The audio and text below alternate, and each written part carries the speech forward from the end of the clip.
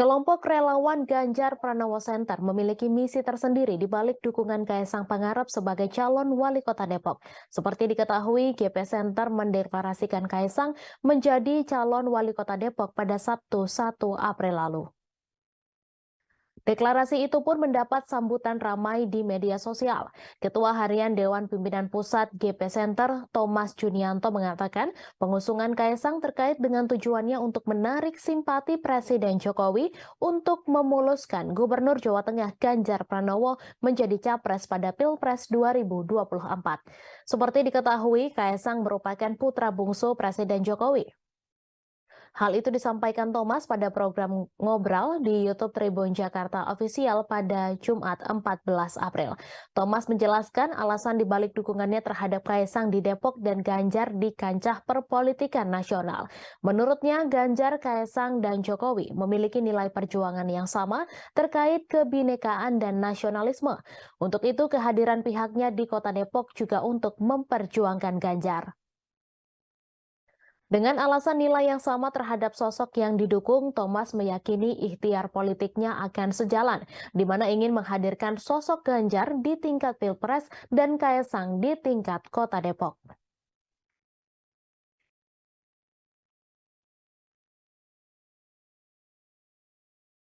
Iya pasti, kita sebagai relawan Ganjar Pranowo pasti juga mengharapkan Pak Ganjar mendapat dukungan dari Pak Jokowi ya, sebagai ya sesama kader PDIP dan juga sesama benteng menurut kami, benteng nasionalis di negara ini.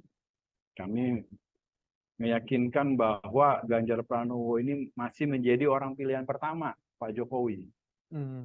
Jadi maka kehadiran kita di Kota Depok ini kan juga memperjuangkan Pak Ganjar dan juga memperjuangkan semangat yang juga sudah diberikan Jokowi bagi negara ini gitu, dan kita coba memberikan warna itu bagi Kota Depok melalui relawan kami, organisasi kami dengan mengusung Mas Kaisang dengan harapan ya keberagaman, kemudian